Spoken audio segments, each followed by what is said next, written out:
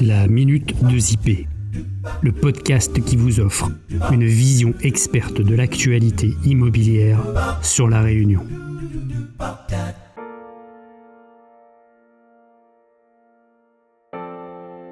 Bonjour, bonsoir. Je vais vous parler aujourd'hui du home staging.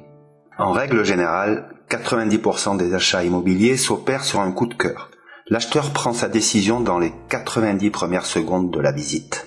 Quelles sont les origines du home staging ? Le concept du home staging s'est démocratisé par le biais d'émissions de télévision à succès. Le concept est né aux États-Unis lors de la crise immobilière des années 70. En effet, Madame Barbara Schwartz, épouse d'agents immobiliers en difficulté professionnelle, ainsi que décoratrice d'intérieur, eut l'idée géniale de mettre ses talents au service de l'agence de son mari en décorant et mettant en scène ses biens à la vente. Le succès fut immédiat et fulgurant et reste d'actualité. Elle se targue aujourd'hui, via la formation qu'elle a créée, d'avoir formé plus d'1 million d'agents immobiliers. Quelle est la définition du home staging ? Si la première impression est mauvaise, la vente est déjà fortement compromise. Il s'agit d'être malin plutôt que dépensier. Mettre en place une stratégie de mise en scène du bien immobilier, perceptible dès le premier regard, que l'on peut assimiler d'ailleurs à une forme de neuromarketing. Le but avoué étant de mettre en valeur l'existant de la maison, en surfant notamment sur les tendances actuelles et non pas de se lancer dans de gros travaux de rénovation.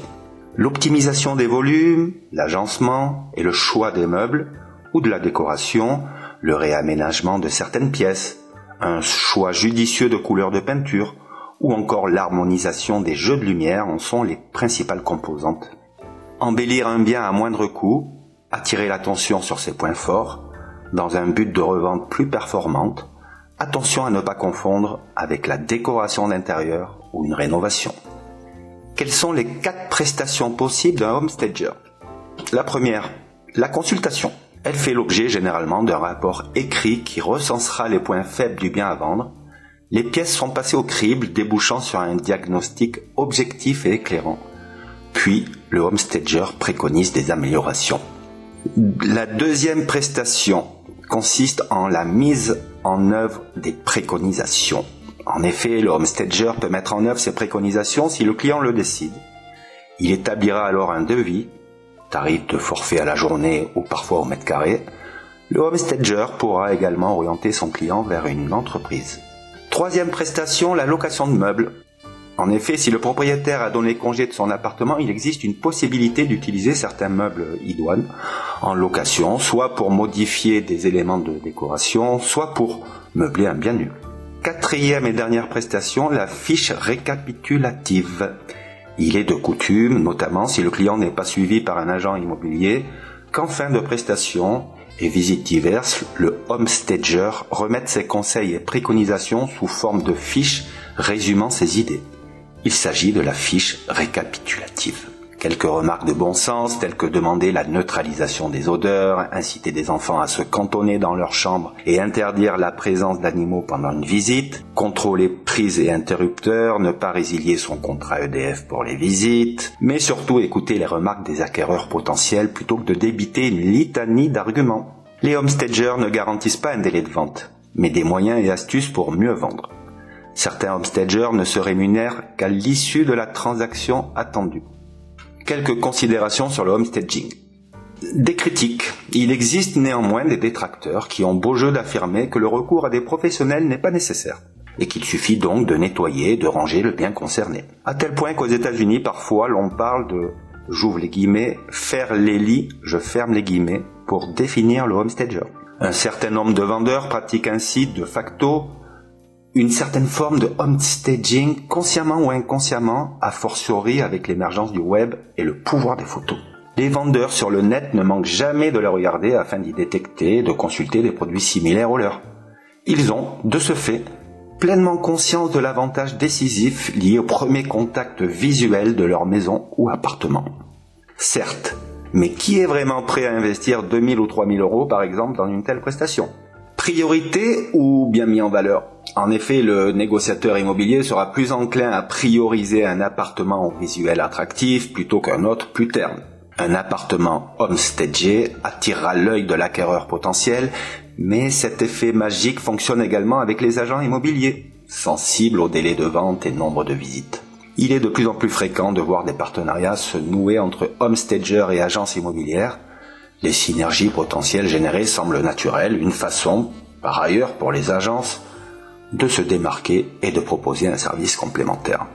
Des prestations judicieuses également pour l'immobilier nu. Faute d'échelle liée au mobilier, il est souvent compliqué pour les acheteurs de parvenir à se projeter. Le visiteur risque d'avoir son attention captée par un autre détail, une tapisserie défraîchie par exemple. Difficile également de capter le potentiel d'aménagement des pièces par manque de repères. L'acoustique peut être troublante également, le syndrome de la caverne. Le moindre détail peut compter. Une prestation homestaging peut pallier ces sensations désagréables sus évoquées et serait à même de changer la donne en termes d'atmosphère favorable à la vente. La location de mobilier. En cas de meubles ou objets existants, le homestager conseillera de s'en séparer momentanément. Cave, garde-meubles, et de ne surtout pas les remiser au garage qui doit garder sa fonction initiale. Les homestagers disposent souvent de leur propre stock de meubles ou éléments de décoration. Ils savent faire preuve d'astuces, telles que l'utilisation de lits gonflables, étagères factices ou encore de meubles en carton. Un nouveau look permet de relancer un bien sur le marché.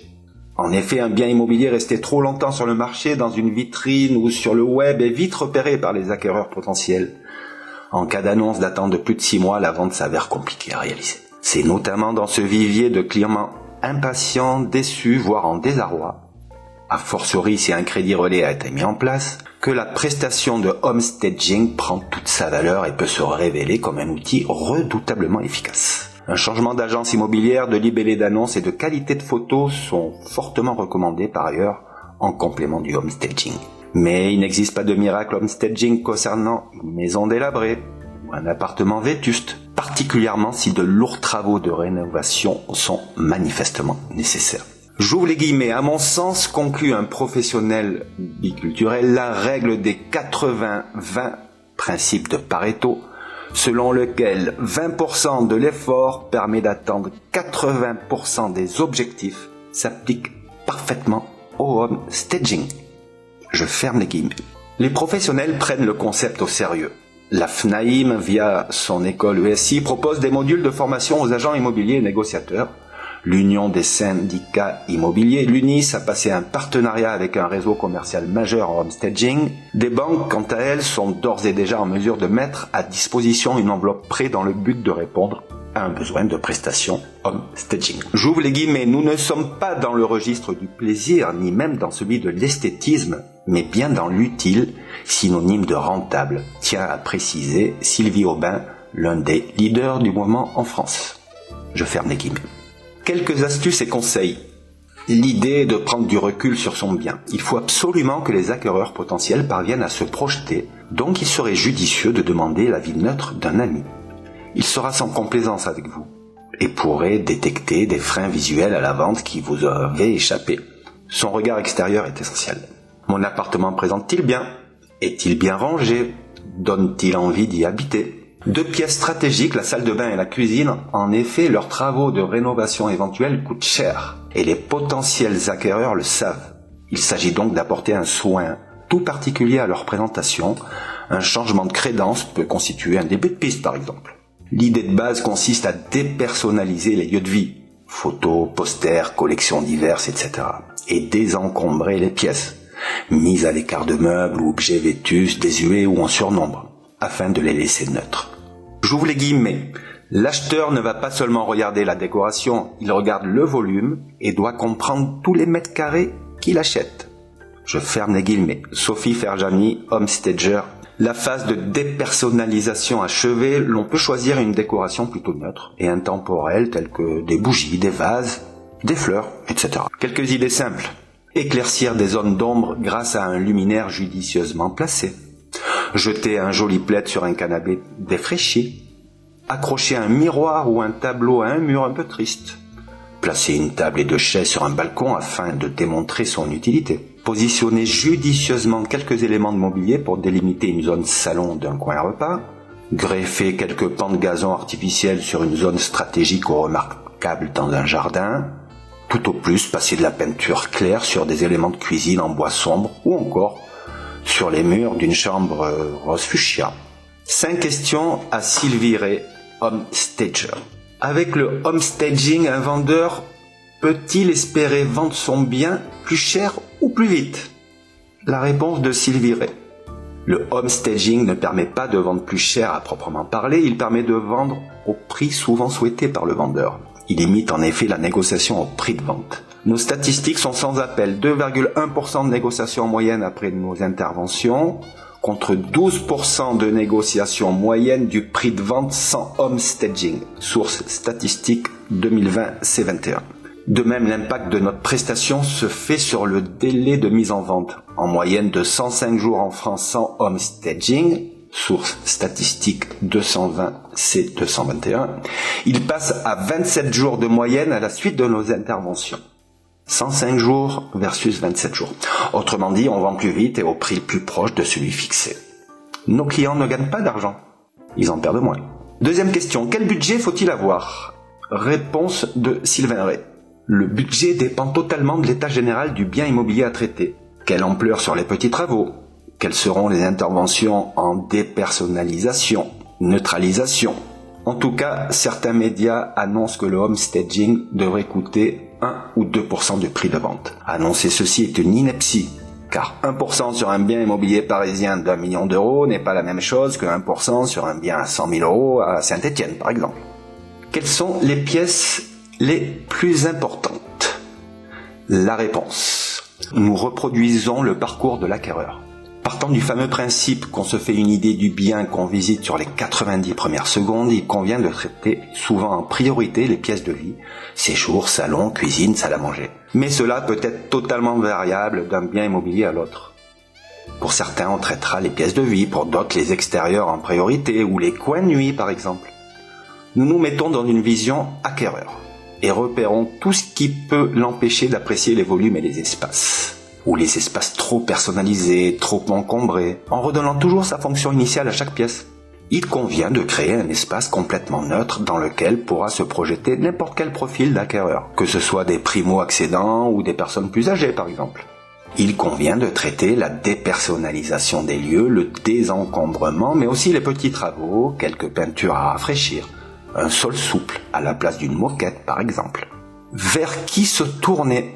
La réponse, le métier du homestaging n'est pas encadré en France, donc il peut être difficile de savoir si une offre est sérieuse ou pas. En tous les cas, il faut éviter de faire appel à une personne qui va proposer un projet de décoration. Car le homestaging est tout l'inverse. La décoration personnalisée, le homestaging dépersonnalisé. Il faut demander au homestager des références clients et vérifier l'impact de sa prestation. Est-ce que la prestation a eu un impact sur les prix et les délais? À quel coût?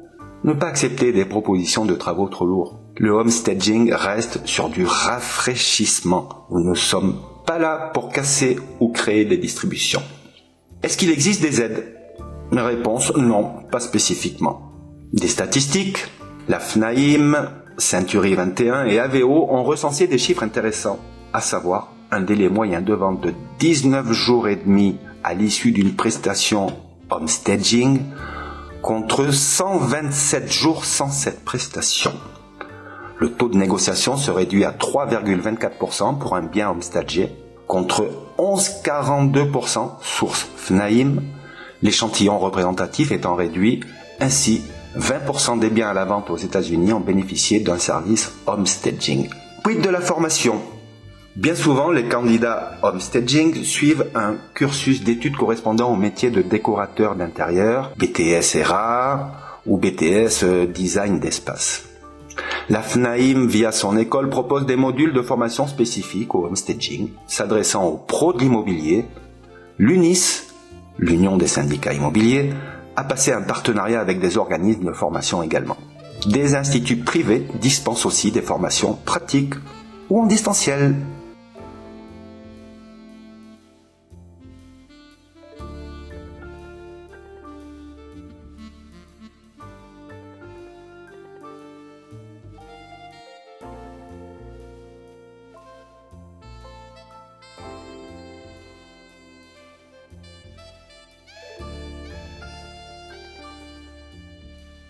Nous arrivons à la fin de ce podcast. J'espère qu'il vous a plu. N'hésitez pas à partager, à liker et surtout à nous donner votre avis sur le sujet qui a été traité, que vous soyez en accord ou en désaccord. Le fil de discussion est là pour continuer la discussion sur le sujet et je serai ravi d'argumenter. Vous pouvez également lire nos articles sur le site 2ip.re et laisser vos commentaires. En vous souhaitant une bonne journée ou une bonne soirée sur notre belle île, bien à vous!